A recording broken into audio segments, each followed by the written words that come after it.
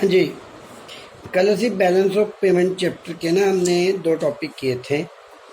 Balance of payment का meaning and economic transactions, और दूसरा टॉपिक हमने किया था disequilibrium in balance of payment. आज हम टॉपिक करने जा रहे हैं रिमेनिंग। सबसे पहले ये देख लो कि ये कॉपी पे अपने लिख लो, export and receipts are treated as positive items। Bracket में लिख लो credit items.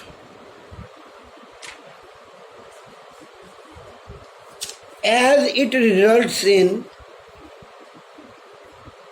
inflow of foreign exchange,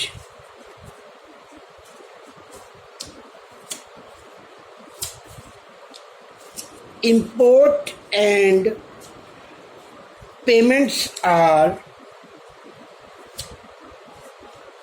treated as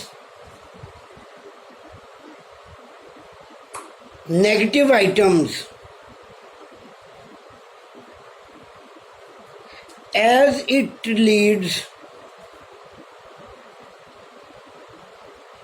to the outflow of foreign exchange। ये लाइंस बार बार पॉइंट्स में आएंगी, हर पॉइंट के साथ ये लाइन लिखनी है। अब हम स्टार्ट करने जा रहे हैं कल के टॉपिक से अगला टॉपिक। बैलेंस ऑफ पेमेंट के कंपोनेंट्स टॉपिक का नाम है। दो कंपोनेंट होते हैं बैलेंस ऑफ पेमेंट के। ये पेज नंबर 353 में है जो मैं बोर्ड पढ़ रहा हूँ। 353, 354, 355 और 356 पेज है इनका जो हम अभी स्टडी कर रहे हैं। बैलेंस ऑफ पेमेंट के दो पार्ट्स होते हैं, एक कैपिटल अकाउंट, एक करंट अकाउंट।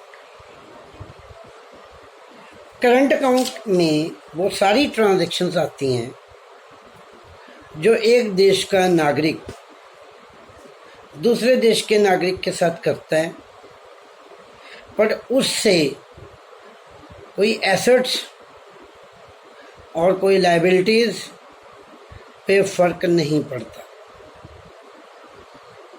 मतलब एक देश के नागरिक ने दूसरे देश के नागरिक के साथ ट्रांजैक्शंस की, बट उससे एसेट्स और लायबिलिटीज़ पे कोई फ़र्क नहीं पड़ता। जैसे visible items, invisible items, receipts and payments relating to transactions, unilateral transfer और income from investment and work. 5 economic transactions होती हैं, जिनमें से पहली 4 economic transaction visible items, invisible items, unilateral transfer और income from investment and work, ये 4 transactions current account में जाती हैं जी। ठीक है। अब करंट अकाउंट के कंपोनेंट्स हो गए 4। Export and import of goods visible वाले, export and import of services invisible वाले, receipt and payment of unilateral transfer और इनकम ब्रैकेट में investment income and compensation of employees. अब पहला point export and import of goods को study करना है। इसमें से 4 पॉइंट है, चारों में से पहला पॉइंट फॉरेन ट्रेड में। पहला पॉइंट क्या लिखा है? फॉरेन ट्रेड में एक्सपोर्ट और इंपोर्ट है जो गुड्स का, उसका बहुत बड़ा योगदान होता है। इससे पैसा आता भी है, पैसा जाता भी है। पेमेंट को हम वही लाइन, पेमेंट को हम आउटफ्लो बोलते हैं। ये नेगेटिव साइड की आइटम है, डेबिट आइटम है। एक्सपोर्ट या एक्सपोर्ट को इनफ्लो बोलते हैं, इनफ्लो पॉजिटिव आइटम है, क्रेडिट आइटम है। और जो बैलेंस निकल के आता है एक्सपोर्ट इंपोर्ट का, वो निकल के आता है बैलेंस ऑफ ट्रेड। दूसरा कंपोनेंट है export and import of services. Invisible होती है ना सर्विसेज, इनका भी खरीदना बेचना होता है, इससे भी पैसा आता है, पैसा जाता है। पेमेंट से पैसा जाता है, नेगेटिव आइटम है, डेबिट आइटम है। रिसिप्ट से पैसा आता है, पॉजिटिव आइटम है, क्रेडिट आइटम है। इनविजिबल आइटम्स का जो बैलेंस निकल के आता है उसको बोलते हैं balance of invisible trade. Receipt and payment of unilateral transfer, ये थर्ड है। यूनिलेटरल ट्रांसफ़र में गिफ्ट, डोनेशन, रेमिटेंस आती हैं, ये वन वे होती हैं, ठीक है। इसमें रिसिप्ट एंड पेमेंट्स आती हैं। रिसिप्ट पॉजिटिव आइटम है, क्रेडिट आइटम है, पेमेंट नेगेटिव आइटम है, डेबिट आइटम है। बैलेंस निकल के आता है बैलेंस ऑफ यूनिलेटरल ट्रांसफ़र। चौथे पॉइंट पे आता है income from investment and composition employ. जैसे डिविडेंड मिलता है इन्वेस्टमेंट पे, इंटरेस्ट पे, कैपिटल पे इंटरेस्ट मिलता है। जब आप कहीं बाहर ब्रांचेस लगाते हो तो आपको प्रॉफिट मिलता है, सैलरीज मिलती हैं। रिसिप्ट पॉजिटिव आइटम है, क्रेडिट आइटम है, पेमेंट नेगेटिव आइटम है, डेबिट आइटम है, ठीक है। तो बैलेंस निकल के आता है balance of incomes in current account. तो 4 कंपोनेंट में 4 बैलेंस निकले, चारों का टोटल जो निकल के आता है उसको कहते हैं बैलेंस ऑफ करंट अकाउंट, जो पॉजिटिव भी हो सकता है और नेगेटिव भी हो सकता है। पेमेंट्स नेगेटिव साइड की आइटम होती हैं, रिसिप्ट्स या पैसा आना पॉजिटिव की आइटम है। अगर आंसर प्लस में आ जाए तो उसको सरप्लस बैलेंस कहते हैं, नेगेटिव में आ जाए तो उसको डेफिसिट बैलेंस कहते हैं।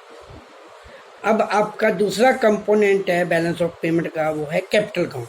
करंट अकाउंट में 4 आ गए इकोनॉमिक ट्रांजैक्शन, 5वीं तरह की इकोनॉमिक ट्रांजैक्शन कैपिटल अकाउंट में आती है।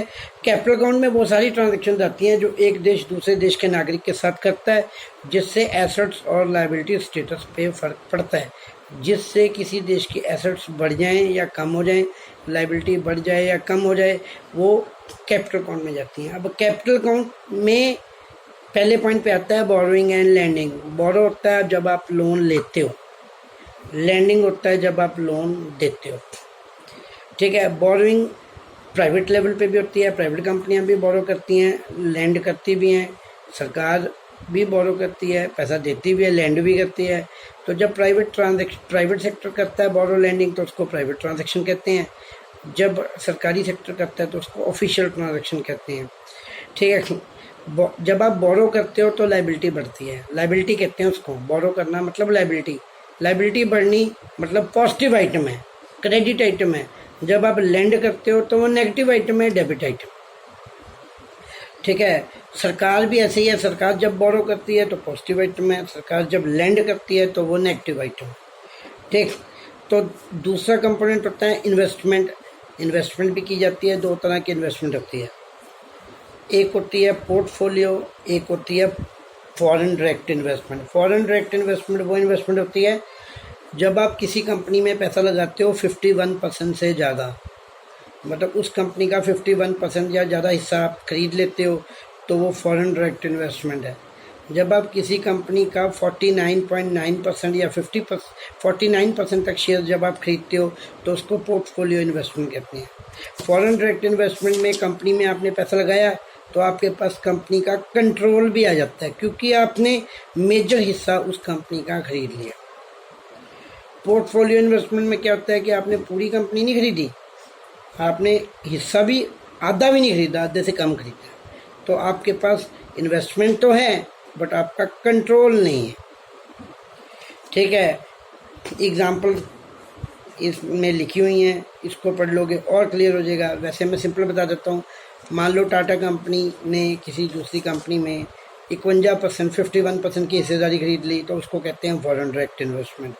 वही टाटा कंपनी जब रिलायंस कंपनी जैसी कंपनी में 49% हिस्सा खरीदती है तो उसको कहते हैं पोर्टफोलियो इन्वेस्टमेंट। जब इन्वेस्टमेंट खरीदते हो तो नेगेटिव आइटम है, डेबिट आइटम है, जब बेचते हो तो पॉजिटिव आइटम है, क्रेडिट आइटम होती है, ठीक है। Change in foreign exchange reserve तीसरा कंपोनेंट है। हर देश के पास दूसरे देश की करेंसी का रिजर्व होता है। कोई भी ऐसा देश नहीं है जिसके पास दूसरे देशों की करेंसी ना हो। सिर्फ करेंसी नहीं, फाइनेंशियल एसेट्स यहाँ लिखा है, बुक में पता क्या लिखा है, foreign exchange reserve are the financial assets of a country. Financial assets पता क्या होते हैं, जब आप दूसरे देश में इन्वेस्ट करते हो, कहाँ, शेयर्स में, डिबेंचर होते हैं इन्वेस्टमेंट की जगह, बॉन्ड्स, कोई सिक्योरिटी खरीदते हो उसको फाइनेंशियल एसेट्स कहते हैं। तो सरकार जब भी कोई खरीदती है ना बाहरले देश में से ऐसी चीज़ें, तो वो सेंट्रल बैंक के पास होती हैं। जब आप खरीदते हो तो नेगेटिव आइटम है, जब आप इन्हीं को बेच दोगे या अपनी अपनी सिक्योरिटीज बाहर बेचोगे तो वो पॉजिटिव आइटम हो जाती हैं। अब बैलेंस ऑफ कैपिटल अकाउंट में भी वही है, जितना पैसा आया और जितना पैसा गया उनका गैप निकल के आ जाएगा बैलेंस ऑफ कैपिटल अकाउंट, जो पॉजिटिव भी हो सकता है और नेगेटिव भी हो सकता है। पॉजिटिव है तो सरप्लस है, नेगेटिव है तो डेफिसिट। अब एक क्वेश्चन आता है difference between balance of payment and balance of payment current account और balance of payment capital account. Difference आ सकता है। Balance of payment current account का जो है ना, करंट अकाउंट में वो सारी ट्रांजेक्शन आती हैं जो एक देश का नागरिक दूसरे देश के नागरिक के साथ करता है, बट उससे एसेट्स या लाइबिलिटीज़ पे कोई फ़र्क नहीं पड़ता। पर कैपिटल अकाउंट में वो सारी ट्रांजेक्शन आती हैं जो एक देश का नागरिक दूसरे देश से करता है, जिससे एसेट्स या लाइबिलिटीज़ में फ़र्क आता है, या बंदों के एसेट लाइबिलिटी में फ़र्क है या सरकार के। करंट अकाउंट फ्लो है, इसको over a period of time calculate कर सकते हो। कैपिटल अकाउंट स्टॉक है, इसको एक पर्टिकुलर टाइम पे कैलकुलेट कर सकते हो। कंपोनेंट्स, कल मैंने इकोनॉमिक ट्रांजैक्शन के 5 कंपोनेंट बताए थे। Visible item, invisible item, income from investment and work, unilateral transfer of capital transfer, capital transaction है ना जो। तो पहले 4 कंपोनेंट हैं वो करंट अकाउंट में आते हैं, जो 5वां कंपोनेंट है वो कैपिटल अकाउंट में आता है। इस चैप्टर का जो लास्ट टॉपिक है वो है ऑटोनोमस एंड एकोमोडेटिंग आइटम्स। ये क्या होती है? बस सिर्फ डिफरेंस पढ़ लो, ऊपर डिटेल पढ़ने की जरूरत नहीं है, डिफरेंस में से सारा कवर हो जाता है। ऑटोनोमस आइटम वो आइटम्स होती हैं जिनका एम प्रॉफिट कमाना नहीं होता। हर देश कुछ ट्रांजैक्शन ऐसी ज़रूर करता है जिनका एम प्रॉफिट कमाना नहीं होता, जो प्रॉफिट कमाने के एम से नहीं की जाती, और कुछ ऐसी भी ट्रांजैक्शन होती हैं जिनका एम प्रॉफिट कमाना होता है। ठीक है, तो ऑटोनोमस ट्रांजैक्शंस वो ट्रांजैक्शंस हैं जो प्रॉफिट के एम से की जाती हैं। और अकोमोडेटिंग आइटम्स दूसरी तरफ एक अकोमोडेटिंग आइटम्स होती है। अकोमोडेटिंग आइटम्स वो आइटम्स हैं जिनका एम प्रॉफिट कमाना नहीं होता। अब ऑटोनोमस आइटम में अगला पॉइंट है, देश की बैलेंस ऑफ पेमेंट पॉजिटिव हो या नेगेटिव हो, इसको ठीक करने का काम ऑटोनोमस का नहीं है। बुक में क्या लिखा है? These transactions do not maintain BOP identity, मतलब ये बीओपी को ठीक करने का काम नहीं करती। मतलब इसकी कोई कंडीशन नहीं है कि बीओपी पॉजिटिव हो या नेगेटिव हो। जबकि अकोमोडेटिंग आइटम वो सारी ट्रांजेक्शन रिकॉर्ड करती हैं, ठीक है, मतलब जो बैलेंस ऑफ पेमेंट को ठीक करें। मतलब इनका मेन काम क्या है कि अगर बैलेंस ऑफ पेमेंट पॉजिटिव आ रही है ना, तो इन्होंने कुछ ऐसा करना है कि वो ज़ीरो हो जाए। अगर बैलेंस ऑफ पेमेंट नेगेटिव आ रही है ना, तो इन्होंने कुछ ऐसा करना है कि वो ज़ीरो हो जाए। अब ऑटोनोमस आइटम में थर्ड पॉइंट है, ऑटोनोमस आइटम सरकार भी करती है, प्राइवेट सेक्टर भी करता है, और अकोमोडेटिंग आइटम सिर्फ सरकार करती है। ऑटोनोमस आइटम्स करंट और कैपिटल अकाउंट दोनों टाइप की होती है, जबकि अकोमोडेटिंग आइटम्स है जो वो सिर्फ कैपिटल अकाउंट की होती है। Autonomous item above the line items होती हैं, अबव द लाइन आइटम्स, और अकोमोडेटिंग आइटम्स को बिलो द लाइन आइटम्स भी कहते हैं। अब इस वीडियो में मैंने अभी आप दोबारा बता दूं, कल जो मैंने आपको वीडियो भेजा था उसमें मैंने डिस्कस किया था कि इकोनॉमिक ट्रांजैक्शंस क्या होती हैं और meaning of balance of payment क्या है। पेज नंबर 352 का टॉपिक था वो, ठीक है। फिर हमने कल डिस्कस किया था पेज नंबर 357, 358 कि बैलेंस ऑफ पेमेंट का डिसइक्विलिब्रियम क्या होता है, रीजंस क्या हैं। आज हमने जो बाकी पेज हैं 353, 354, 355, 356, 357 यहाँ तक मैंने करवा दिया। आज क्या पढ़ा है, component of balance of payment क्या होते हैं। 2 तरह के कंपोनेंट होते हैं, करंट अकाउंट और कैपिटल अकाउंट, उनकी डिटेल। फिर ऑटोनोमस एंड अकोमोडेटिंग आइटम का डिफरेंस। बस यहाँ आके आपका ये चैप्टर कंप्लीट हो जाता है। ये पढ़ के मैं पिक भी आपको साथ में भेज रहा हूँ। जब आप वीडियो सुनोगे साथ के साथ आपने ये पिक्स नोट कर, पिक्स को भी सामने रखना है, ठीक है, तभी आपको ये ज़्यादा क्लियर होएगा। और आपने मुझे नोट्स बना के भेजने हैं इस चैप्टर के, ठीक है जी, ओके।